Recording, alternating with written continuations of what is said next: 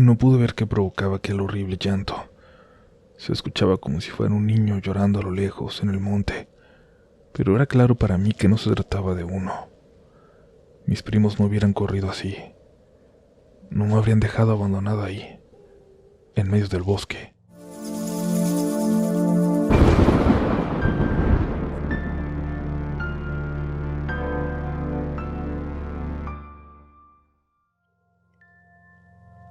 Comunidad Relatos de la Noche, ya estamos por llegar a estas fechas especiales, navideñas, llenas de fiestas, de convivir con la familia, pero este episodio va para esa gente extraña que sigue escuchando cosas de terror incluso en estos momentos, esa gente que se aparta un poco de la fiesta junto a la familia para escucharnos, para asustarse.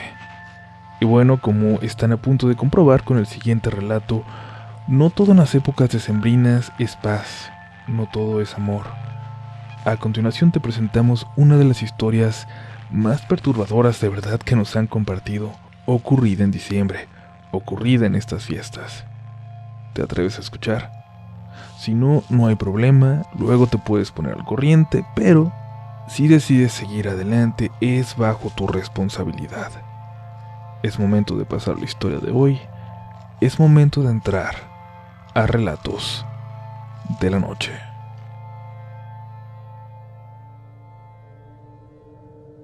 Buenas noches a toda la comunidad.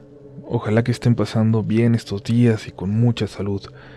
Sé que suena raro que estas fechas decembrinas nos recuerden algo paranormal, alguna experiencia que nos aterre, pero ese es mi caso, el caso de hecho de toda mi familia.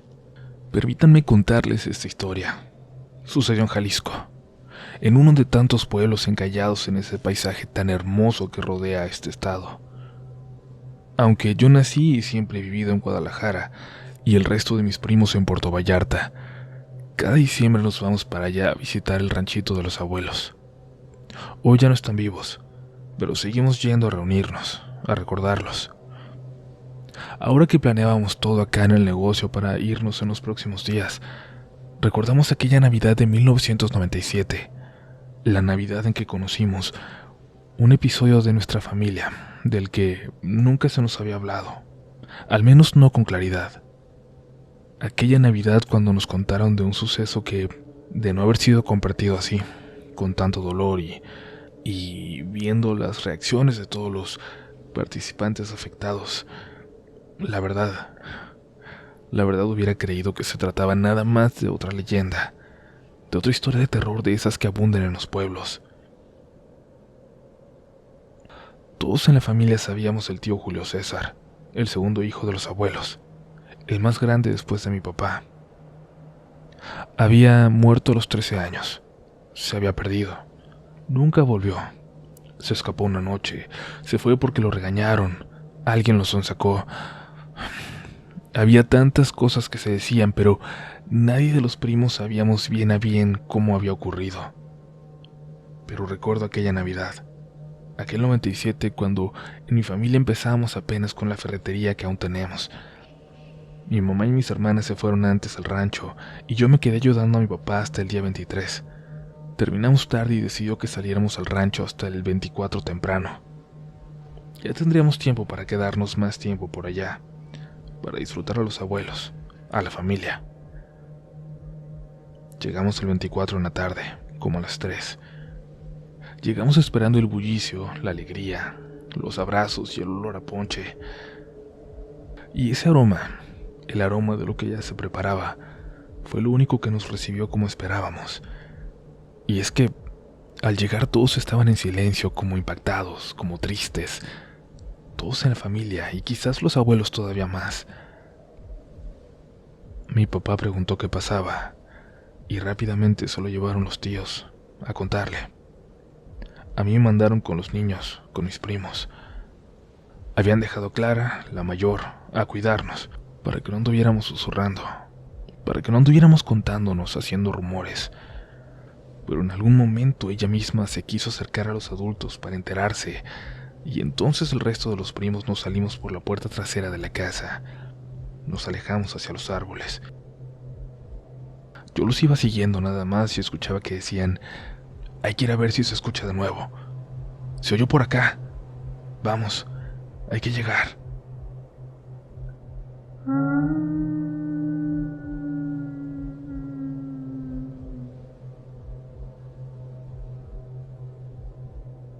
El sonido, lo que se escuchó, a mí me hizo paralizarme. A todos mis primos los hizo salir corriendo de regreso al rancho, pero yo no pude.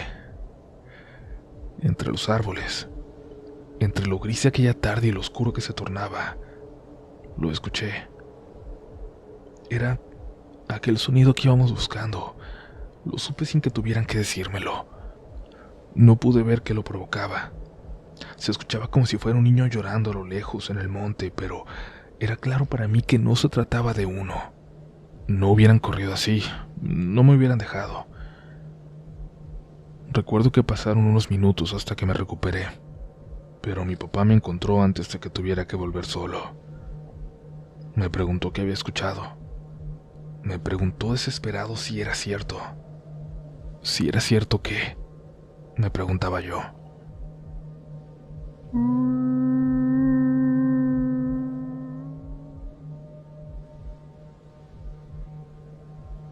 Ni siquiera alcancé a contestarle cuando se volvió a escuchar. Se le salían lágrimas a los ojos a mi padre. Se puso blanco, blanco en un instante. Se congeló como yo, pero creo que fue más fuerte su deseo de ponerme a salvo que el miedo que sentía, y corrimos los dos hacia el rancho. Todos salieron a recibirnos y nos metieron rápido a la casa. Ese olor a ponche, hasta ese momento para mí sinónimo de Navidad, de familia, se convirtió desde entonces en el detonador de un recuerdo horrible, del recuerdo de aquel miedo que nos invadía a todos en ese momento. ¿Qué fue eso, pa? Le pregunté, pero me ignoraron. Escuchaba lo que se decían entre los tíos. Nunca se había escuchado tan cerca. Decían que se escuchaba siempre en Navidad, pero no les creí. Vamos a buscarlo. Vamos por el padre. Hay que decirles a los niños. Seguían discutiendo entre todos. Nosotros los primos no entendíamos y de pronto se escuchó la voz de la abuela. Sí, tenemos que decirle a los niños. Lo siguiente me sigue pareciendo uno de los momentos más importantes de mi vida. Recuerdo cómo tomamos un vaso del ponche para calentarnos, cómo mi tía Mari nos llevó a todos a la sala, a los primos, mientras los grandes salían. Recuerdo cómo mi abuelo se asomó por la puerta para sonreírnos dulcemente como siempre hacía, como solo hacía con sus nietos porque a sus hijos nunca les sonreía. Y luego se salió para buscarlos.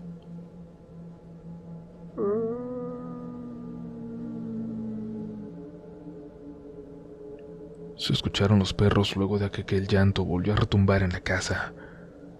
Se escuchó un escándalo afuera. Yo estaba a punto de asomarme para ver qué estaba pasando cuando la abuela apareció en la puerta con la tía Mari. Se sentó en su sillón, cerró la puerta, prendió una lámpara y luego se sentó al lado de la abuela. Les voy a contar qué es lo que se escucha allá afuera, nos dijo mi abuelita. Algunos de ustedes seguramente ya lo había escuchado. No es raro que venga, menos en Navidad, pero nunca se había acercado tanto a la casa. Eso que se oye allá afuera es su tío Julio César. Alcancé a escuchar, a sentir la expresión de miedo de todos, no de confusión, de miedo. La abuela continuó con su relato. Ustedes saben que él no está con nosotros desde que era un niño, que se nos perdió, que se murió o que alguien se lo llevó. Sé que a todos les han contado de forma diferente y a lo mejor no es mentira. Sus papás lo vivieron de forma distinta a todos. Hoy les voy a contar lo que pasó, lo único que sabemos. Así que si tienen preguntas me las pueden hacer, pero muy probablemente no las voy a poder responder. Cuando mis muchachos estaban chiquitos, cuando todavía ni nacía su tía Mari, un día hubo un escándalo por algo que descubrieron en el panteón, el que estaba detrás de la iglesia vieja, una que ya no conocieron ustedes porque ahora ya no queda nada de ella. Un día hubo un escándalo en todo el pueblo. Habían descubierto algo en el panteón detrás de la iglesia vieja, una que ya no conocieron ustedes porque ahora ya no queda nada, pero que nosotros siempre vimos abandonada. Detrás de ella había un pequeño cementerio. Encontraron en él una tumba abierta. La gente andaba asustada por algo que dijo el policía del pueblo. Según él, y no sé con base en qué, según él, se veía como si la tumba hubiera sido abierta desde adentro. Recuerdo que sacaron hasta el ataúd vacío y lo mandaron a Guadalajara. Eran puros cuentos, eso pensamos todos. Somos gente de pueblo, pero tampoco vamos a andar creyendo en cada leyenda que nos quieran contar. Pero eso se dijo, y hubo gente que vivió muy asustada esos días, sobre todo esas noches. El cura de aquel entonces, tan mayor que ya empezaba a mostrar hasta signos de demencia senil, se atrevió a decirle a la gente en una misa que cerraran sus casas, que atrancaran sus puertas, que no salieran en la noche, que algo andaba suelto en el pueblo, que algo malo nos rondaba en busca de algún inocente. Y la gente hizo caso. Coincidió que en aquellos días empezó a ver a un hombre, a un desconocido que caminaba por las calles en las noches. Nadie lo conocía. Los que lo vieron intentaron seguirlo porque no confiábamos mucho en la gente de afuera, pero nadie logró encontrar de dónde venía o dónde se metía. Pasaba caminando por el medio de la calle y de repente se perdía por entre las casas. Hubo 2 niños que dijeron que lo vieron corriendo por los techos de la calle principal, pero eran niños. Pensamos que pudo haber sido solo su imaginación o las ganas de contar algo, de ser partícipes de aquella histeria colectiva solo por algo de atención. Decían que era el viejo del costal, ese coco con el que se asustaba a los niños de aquel entonces. Pórtate bien o te va a llevar el viejo del costal, les decían, y yo creo que por eso los niños le dijeron así, por haber oído esas historias desde siempre, y por eso también nadie los tomó tan en serio. Los niños dijeron que andaba corriendo con un costal casi vacío arrastrando, y que luego se quedó parado justo sobre la casa del policía, donde había un bebé.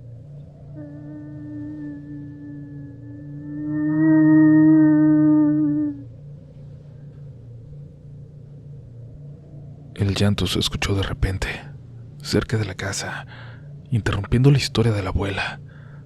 Se escuchó tan cercano que recuerdo la sensación de escalofrío que me provocó. Una de mis primas, no recuerdo cuál, empezó a llorar y se acercó a mi abuela. Ella le hizo una seña a mi tía Mari que salió a asomarse por la ventana y mi abuela continuó.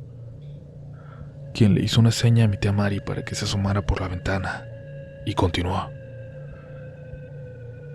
Nosotros nos convencimos de que sí era cierto, que sí andaba un desconocido rondando a los niños, cuando su abuelo lo vio observando de lejos a mis hijos allá afuera, cerca de los árboles donde siempre andaban, porque ellos eran muy vagos y siempre agarraban para jugar allá en el monte. Su abuelo nunca ha sido asustadizo. Desde niño le tocó ir de pueblo a pueblo en la noche, pero dice que vio algo parado entre los árboles, algo negro, todo negro, con ojos rojos que brillaban en la noche que empezaba a caer. Si hubiera sido un hombre cualquiera, su abuelo lo habría corrido de aquí con su carabina, pero era otra cosa. Sabíamos que era otra cosa. Cuando se comentó de aquel avistamiento, cuando la gente lo vio rondando tan cerca cada noche, se comenzó a decir que era lo que había salido de la tumba. Tan fuerte fue el rumor que se investigó incluso a quién le pertenecía. No sé si por superstición, no sé si para saber a qué familia pertenecía y tener a quién echarle la culpa. Aquellas tumbas eran más viejas que el pueblo, ya no quedaba nada de ellas, y esas 6 tumbas del fondo jamás habían tenido nombre. El padre investigó y nos contó que las 6 tumbas eran de gente de iglesia, que habían llegado mucho tiempo antes, pero no tenían registros de quién.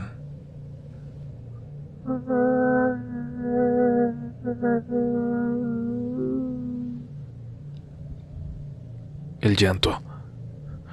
Les juro que el llanto que interrumpía a la abuela es un sonido que no soporto recordar, en el que no soporto pensar. Ahí notamos todos que era insoportable y especialmente doloroso para la abuela. Podíamos ver cómo le rompía el corazón, cómo la asustaba. Queríamos saber más. Queríamos conocer la historia detrás de lo que ocurría, pero al mismo tiempo sabíamos que le lastimaba al compartirla, que ella estaba haciendo un esfuerzo por contarnos a nosotros una parte de la historia de la familia, un fragmento importante, determinante de nuestra familia. Continuó. La gente del pueblo se organizó para salir a buscarlo todas las noches. Y aquel hombre, aquella sombra en la oscuridad, aquel fantasma que recorría las calles dejó de verse. Pero de todas formas, sin importar nada, todas las noches un grupo de los hombres más recios del pueblo lo buscaba. Cuando pasaron semanas que ya no se veía en el pueblo, salían cada noche a los alrededores, a los caminos. Luego empezaron a llegar hasta los pueblos vecinos para ver si alguien más lo había visto, para ver si había niños en aquellos lugares que también hablaran del viejo del costal. Pero solo fue aquí. Ni siquiera en el poblado que estaba más metido en el monte lo conocían. Subieron hasta allá los hombres para preguntar, porque muchos por aquí también pensaban que podía ser un habitante de allá arriba, que eran conocidos por no estar tan bien de sus facultades, por su completa desconexión de la gente de acá abajo. Pero no. Allá decían que estaban todos, que no faltaba nadie, y que nadie bajaba. Y por acá abajo la cosa se había calmado. Las señoras volvían a salir a hacer sus cosas en la noche. La iglesia se volvió a llenar. Los chamacos andaban jugando ya anoche como si nada. Esa noche, andaban sus tíos jugando cerca de la casa con los hijos de doña Fide. Ellos vivían para el fondo de la calle en unas casitas de madera que ya no están. Y nada más me dijeron que de pronto su tío Julio César, mi niño, mientras jugaban se quedó paradito, como si algo pasara. Volteó hacia el monte y de repente empezó a correr para allá, a correr tan rápido que nadie pudo siquiera acercársele. En el monte, hablándole, vieron aquella figura. Decían que era un señor, pero nadie pudo describirlo ni dar un solo detalle, así que no sabemos. Pero todos coincidieron en que los ojos le brillaban y en cómo parecía llamar con la mano a Julio. Los más grandes y los hijos de doña Fide corrieron hacia el monte a buscarlo. Los chiquitos vinieron a buscarme a mí y a todos los adultos que encontraron en el camino. En unos minutos lo buscaba todo el pueblo.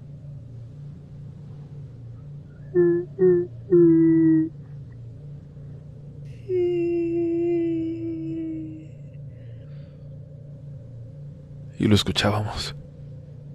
Escuchábamos a Julio César llorar, como si nos hablara. Parecía que estaba cerca. Lo buscamos y lo buscamos y lo buscamos, toda la noche, todo el día siguiente. Lo buscamos por días. No paramos. Nadie, porque lo podíamos escuchar. La policía vino de la cabecera municipal, hasta soldados. Nos regresaron a nosotros a la casa y ellos se quedaron buscando y ya no se escuchaba el llanto. Por eso nos fuimos, por eso aceptamos. No hubiéramos podido dejar de buscarlo si todavía lo hubiéramos escuchado. Mi abuela tomó un momento para respirar, para secarse las lágrimas. Nos miró a todos y continuó con su historia. Luego alguien vino a buscarnos, a decirnos que teníamos que ver algo. Alguien que había pasado por aquel maldito panteón. La tumba estaba cerrada, como si nunca se hubiera abierto, y no se veía reciente la tierra, y nadie se atrevió a abrirla de nuevo. Desde entonces se fue llenando de matorrales ese panteón. Se perdieron las tumbas. Se volvió imposible encontrarlas, sobre todo esas, las tumbas viejas. En las noches de viento empezamos a imaginar el llanto que seguía acercándose del monte. Lo escuchaba su abuelo, lo escuchaba yo. Fingíamos no hacerlo. En el fondo pensábamos que nos estábamos volviendo locos hasta que los niños nos dijeron: "Allá anda mi hermano, lo escuchamos, hay que ir a buscarlo". Y desde entonces se escucha. Se escucha mucho en el cumpleaños de su tío Alberto. Se escucha mucho cuando se acerca Navidad. Pero siempre como un murmullo en el viento. Yo estoy segura que ya lo habían escuchado ustedes, pero no sabían qué era. A veces solo parece un susurro en los árboles. Pero hoy se escucha muy cerca, como si anduviera aquí. Abuela, pero ¿cómo saben que es el tío Julio César? ¿Cómo saben que no es algo que usa su voz para provocarles dolor, abuelita? Preguntó Mayra, mi prima. La abuela no respondió. Lo cierto es que mis tíos eso pensaban, pero mis abuelos jamás se plantearon esa duda, esa posibilidad.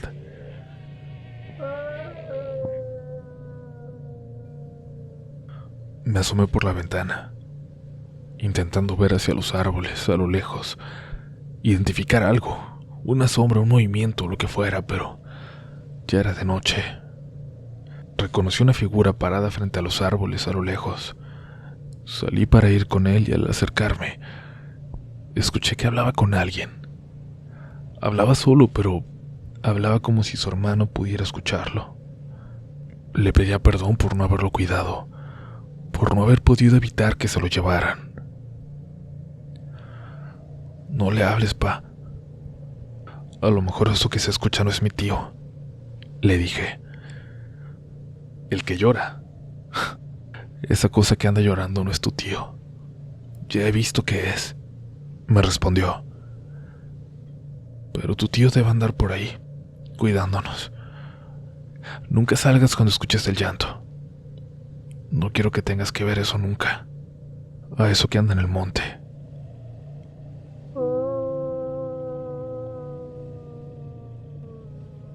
El llanto se escuchó por un rato más. Hasta se nos olvidó que era Nochebuena. Cenamos todos en silencio. El día siguiente estuvo mucho más tranquilo, sin historias, sin llantos en el viento, sin fantasmas. Pero de vez en cuando, andando por allá todavía, volvemos a escucharlo. Se escuchó mucho cuando murieron mis abuelos, que fue con 2 días de diferencia. Se escucha más cuando nos reunimos toda la familia. Y nunca nos hemos atrevido a grabar. Nunca lo hemos intentado, pero siento que puedo prometerles que esta Navidad lo voy a intentar. Gracias por escuchar mi historia. Fue difícil compartirla, pero siento que puedo hacerlo. Siento que ustedes en Relatos de la Noche son como otra familia para mí. Muy buenas noches.